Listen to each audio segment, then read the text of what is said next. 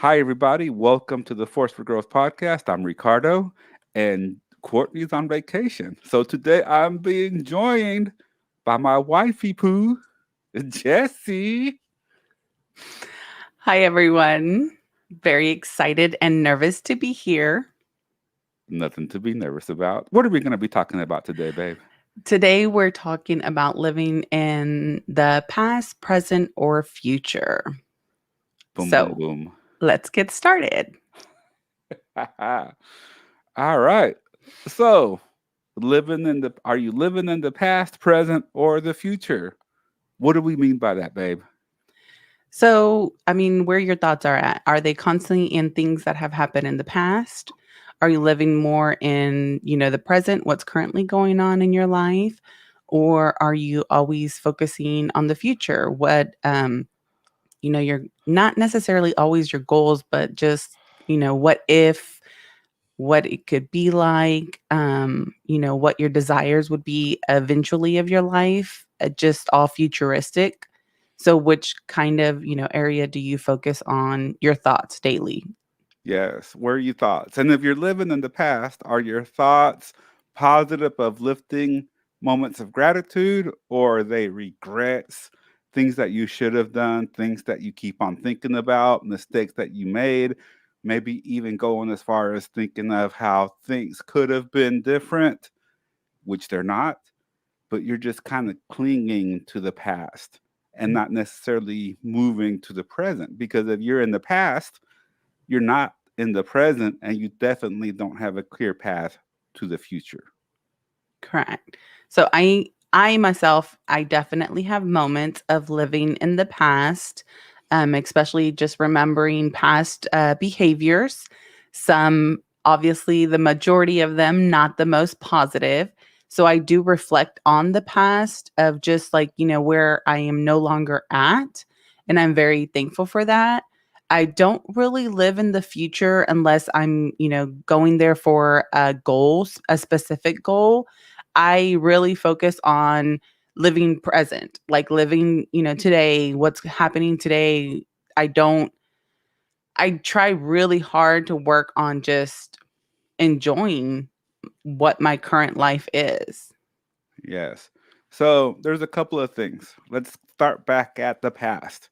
If you're living in the past, it could be one or two things, like LaVie Jackson just pointed out here. He says, "My past is my greatest asset." That's great because the past fires them up to be in the present and look forward to a brighter future, right? So it keeps that memory alive. It keeps that drive of like, okay, that's in the past. I'm moving forward. That's one way that the past can motivate you. The other way is it can demotivate you. It can wear you down. It can beat you down because if you keep on thinking of the past and you're scared to take action in the present, to set a clear path to the future because of something that happened before. Maybe you tried to close a sale, maybe you tried to close a client, maybe you got rejected in a relationship or something of that sort, and you just keep on clinging to it, not letting it go. Maybe something bad happened, maybe something less than ideal happened in the past, and you just can't seem to let it go. So, therefore, you're never in the present and you can't get to the future. So, that's the past. What do you think, babe? I think the past, like just like me, and you can definitely learn from it. You can choose to grab things like Livy does, and that's what allows him to see a bright present and future, which is great.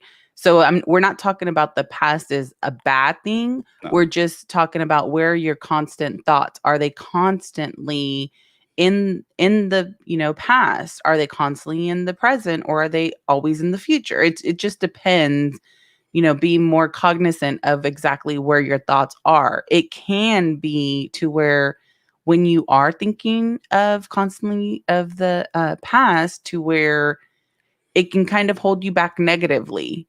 And I think that's what we're talking about. Not in Levi's case. I think we're talking about with the people where it could potentially hold them back. Yes. And I'll throw this out there. The future can also hold you back.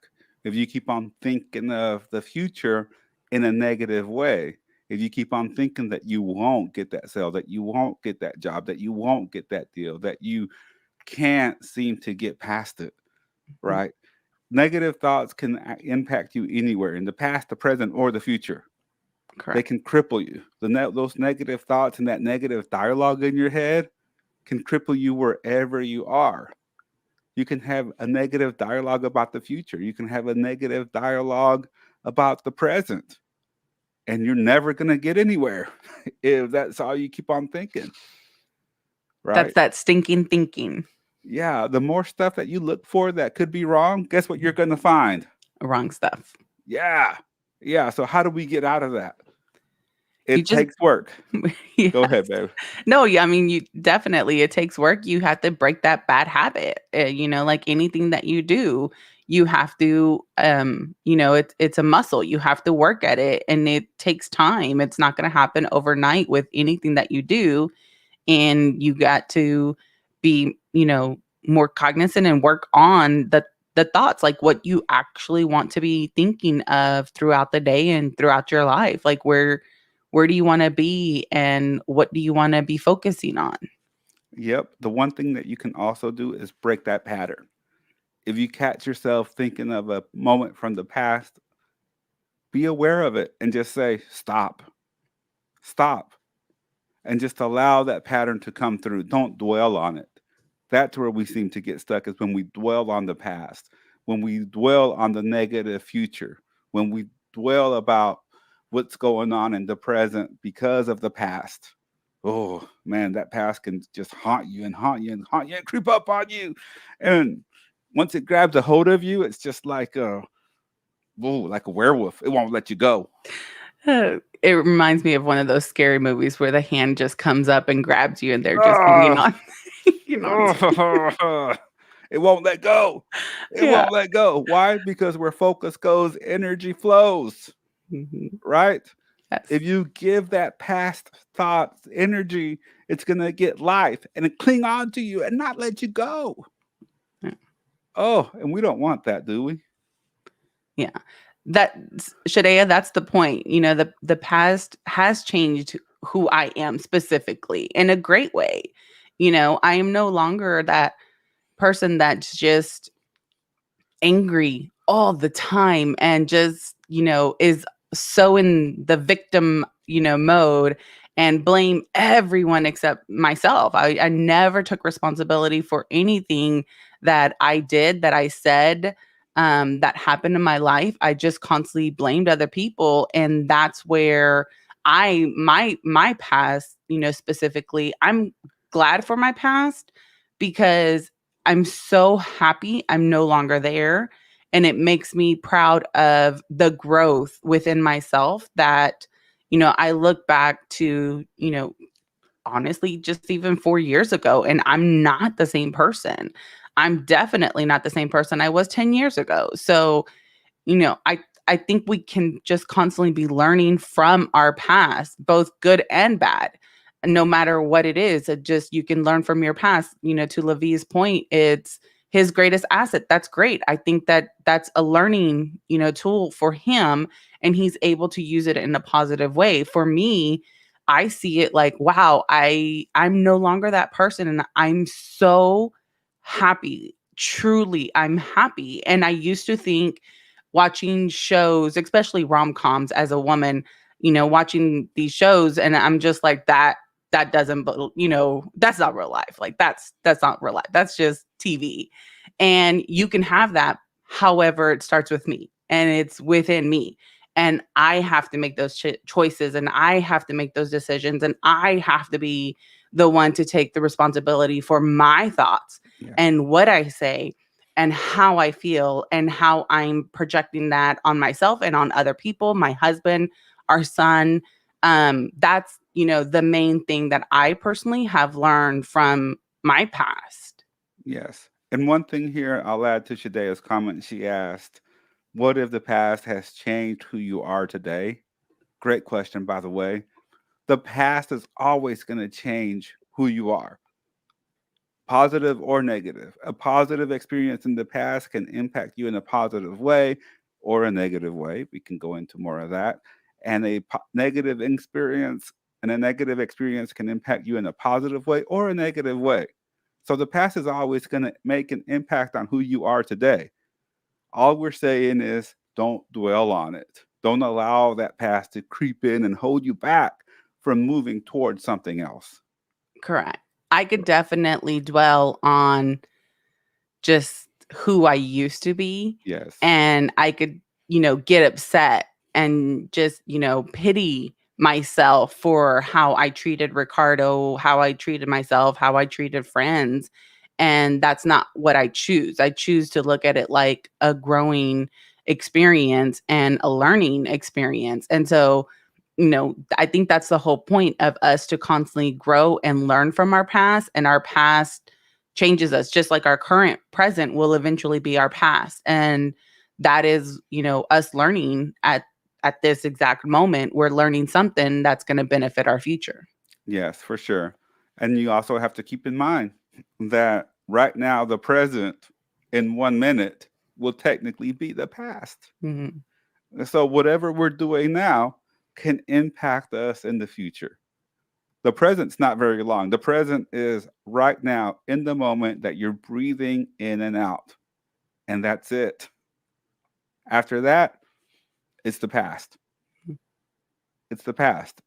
So you have to choose what you're going to be thinking about. You have to choose what you're going to be focusing on. If you're only focusing on a few things from the past over and over and over again, mm, that might not necessarily be the best place for your mindset to be. And you have to work on letting that go. Right? Absolutely. Great conversation. Yes. Great So, conversation. how about you, babe? Have you learned something from your past that you now use in your present, or, thoughts maybe for the future? So, one of my biggest things that I had struggled with and that I'm still kind of working on, and that has held me back in the past before, is success. So, we talked a little bit about how negativity can hold you back if you dwell on it. For me, it was a success that held me back that I was dwelling on, because I had a great success early on in my career. Great success where I was making some big moves and had, oh man, I can't even I get chills when I think about it. Just an abundance of success in my life early on in my 30s. And I've kind of settled. I've kind of settled. When I got to my 40s, I kind of settled because I'm like, okay, this is pretty good. This is pretty good. It's not what I imagined. It's not more than what I imagined because I had big dreams and a big imagination. So it's definitely not that. But it's better than it's pretty damn good. So I get in my head because I'm like, okay, I created some massive success, some big moves, some big things. Am I able to do it again at a bigger scale?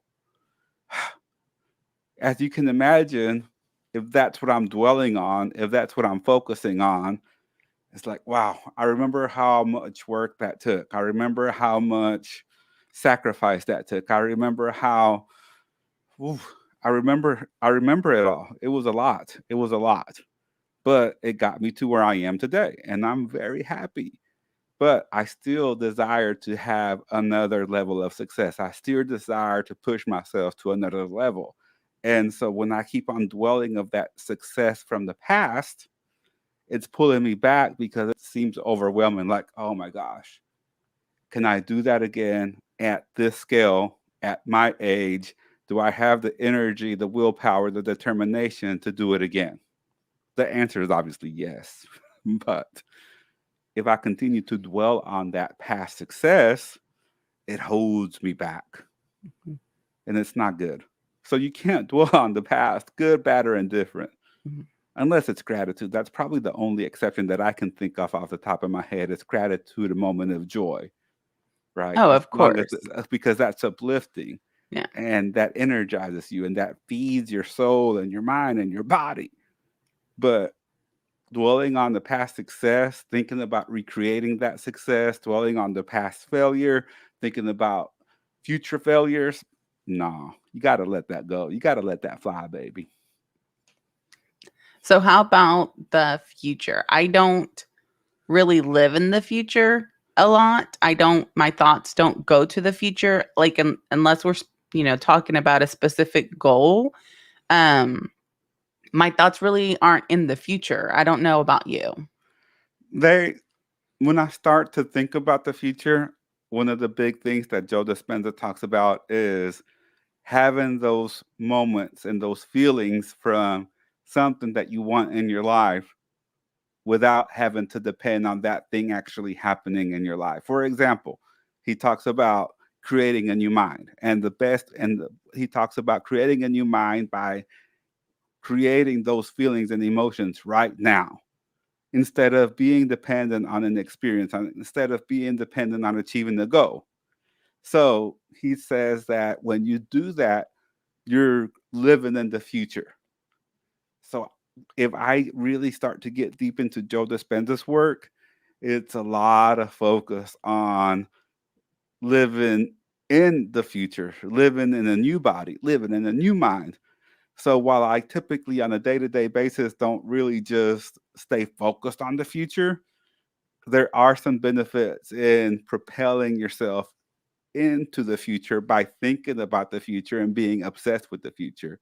And honestly, when I've had some of my bigger successes and breakthroughs are because I was just so focused on an outcome that hasn't happened yet. I could see it, I could feel it, I could taste it, I could smell it. I knew what it was going to be like. And that's also thinking about the future. But you can't just sit around and think about the future and not do nothing. You got to do the work. Mhm. You got to do the work. It's not about just sitting there and being like, ooh, the future. No, it ain't just going to fall in your lap, baby. You got to Yeah. get out there and hustle and do the work. Yeah. Let's see here. Shadea's coming with the questions today, babe. All right. She says, "What is a healthy way to plan goals for the future without overwhelming yourself?" So, I think it depends on what your future, what you want for your future. We like to do vision boards. Ricardo also does oh, Battle what board. the battle board. And a battle board, if you're not familiar with it, it's very simple. It's literally like a big old he has like a big old notepad, a sticky notepad. It's a huge one that goes on the wall. And he just puts, a few things that he wants. Like when we focus on baskets, he has how many families and how many baskets and, things like that, like specific goals. If you're doing a vision board, it's, different pictures. I think that depending on what the goal is, like if you wanted to make a certain amount of money, put things that potentially cost more money. If you wanted to have a house as a goal, start, looking at homes that you like and put them on your vision board. Um, Things like that. It just depends. Do you have, babe, like healthy way maybe for her to go by? I would have to, if I was talking to Shadea and she asked me this question, I would ask, what's overwhelming about the goal? Why is it overwhelming? Because a future goal should be exciting, not nerve wracking, overwhelming. Now, in a sense, I will say this that the chemical reaction that happens with overwhelm and excitement are very close and very similar. So I would really have to understand what you mean by being overwhelmed. Does it overwhelm to the point of anxiety where it cripples you from doing anything? Or is it that like, ooh, I'm overwhelmed, but it's that good, nervous, like, I'm fired up. Hmm. It just depends on what you mean by overwhelmed. But in theory, well, not in theory, in reality, a goal should not overwhelm you. A future goal should not overwhelm you. It should excite you, maybe even make you a little bit nervous. I've had goals that make me nervous, but it still excites me. It's still like, oh, yeah, that's going to be good. But man, the responsibility that comes along with that goal, ooh. But it still overall drives you forward and pushes you forward, not overwhelms you to a point to where you're not doing anything or scares you from that goal. So I agree to a certain point with that because, again, I'm going to reference baskets. Before we had a board to help us, it was just you and I. And we would do this on our own, and we would both get very overwhelmed with how much work this futuristic goal was of feeding, however many It was. families. However, it was like, to your point, it was that fun, like you can't wait for it to happen, like anxious, but like in a good, excited, Correct. anxious way, but also overwhelmed because there were so many things to get done before the event, so many things that we had to mark off, these imaginary lists that we never really got very good at the beginning. So I think it depends. Does that make sense? Like I think it depends on the like what exactly which way you go. Does Yeah. Yeah, okay. because it just again, it depends on what she means by overwhelming, Mhm. right? It can be a powerful way, it could be a hindering way. It just depends on what it is. Mhm. But for you and me in particular, we just go past it. Yeah. We just kind of like, okay, yeah, this is overwhelming, but we understand the purpose of what we're trying to do, and we still get ourselves there. Mhm. And that's the beauty. Yeah. However, there are people that I know that I've worked with personally that the overwhelm pulls them back and Mhm. it makes them gun shy. So it's a lot of this is in this particular topic is a case by case basis. Gotcha. So that's that's what I think. That's my Fair enough. opinion. Fair But enough. I think we're pretty much saying the same thing. I think we're Yeah. on the same page. I It's agree. not like I'm in book 3 and you're in book 16. We're on the same page. We're in the same book. We're on the same page here. We're pretty much saying the same thing, babe. Okay. So what is the best way for you to stay in the present moment without thinking about the past, without thinking about the future, to be right here, right now, where you are? For me, it's just love and gratitude, like thinking of you, thinking of Sebastian, and thinking of all the great moments that we have, the laughter, the silliness, things like that. Enjoying the moment, and putting away, social media and the phones and things like that, and just, playing hot lava and jumping around on the sofa and, having Nerf gun battles and going on family walks. And it's just little things like that where I feel that that really keeps us in the present, having, family game nights and just having so much fun where all of that stuff really allows you to just be present. Yeah. It's not huge things. I don't feel that it's huge things. It's like small things, family dinner, just little things that you could do to really bring in, yourself into the present. I feel that COVID has kind of done this to a lot of families. A lot of people weren't, having family game nights and, family walks and dinners and things like that, to where COVID kind of forced this on them. And so they were able to enjoy, being present a lot more. Hmm. I would say, can you be present while you're drinking water? Of Like, course, if your conscience. yeah, if you just stop and just actually be present with the water that you're drinking, or something as simple as they call it the almond meditation. And you can Google this, but it's a meditation where you put an almond in your mouth and you experience the almond for what it is. You feel the texture in your mouth, you take a little bite, you experience the full flavor of it without any distractions, without thinking about anything else, and you're just focusing all your attention on one almond, right? And you can do a Google search on that. It's called the Almond Meditation. And there's a couple of websites where it talks a little bit more in detail, but essentially that's what it is an almond or a raisin or whatever it may be. And it's about giving your focus to that little thing that you're doing right now. Because an almond's pretty small, a raisin's pretty small. Giving it your focus while you're eating a single piece and just being present with it and enjoying it and savoring it for what it is. Final thoughts, babe. I think being present is being at peace. You know, like when you were talking right now about the almond meditation, that's the first thing that I thought. Like, just like I can't imagine myself being able to go through that without just feeling peace in myself and in my heart. Mm.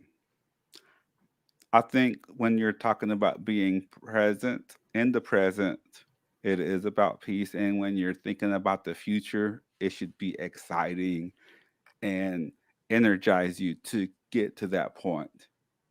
And when I'm thinking about the past, it's okay, the good stuff. I want to bring up those good memories that feed my soul and feed my mind and feed my body and just energize me. But it's really about being cautious about those negative, unhealthy thoughts that run in a loop, that record that runs into your head that's not really serving you. And you know that it's not. Yeah. And being able to be like, okay, that's already happened. I don't need to carry that with me anymore. I don't need to carry it with me. Deepak Chopra tells a story about a young monk and an older monk, a senior monk, if you will. So they were walking on this journey, and there was a late. They were both they both took vows of celibacy, right? So they were walking, and they came up to like a lake or a river of some sort, right? That they had to cross. And there was a young lady there waiting, and she's like, "Hey, can one of you guys help me get across the river?"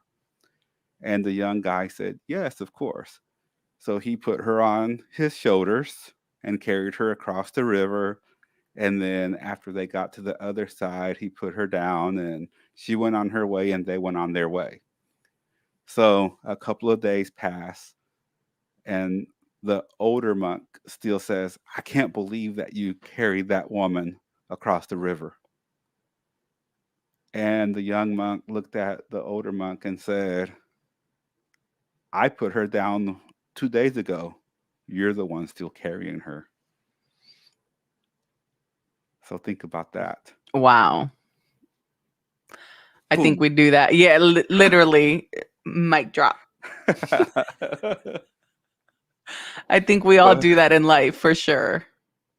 yes, we do. So I'll leave you with that.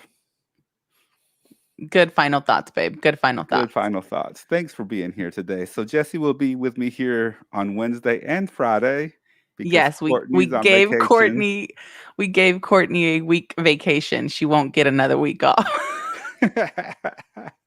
Oops, don't tell her that. I'll let her know that next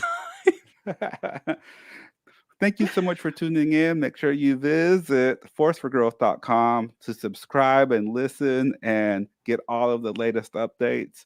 Contact us. A Facebook group is coming here really soon, so make sure you're a part of that. And remember to be a force for good a force for growth. and a force for greatness. Bye guys. Bye.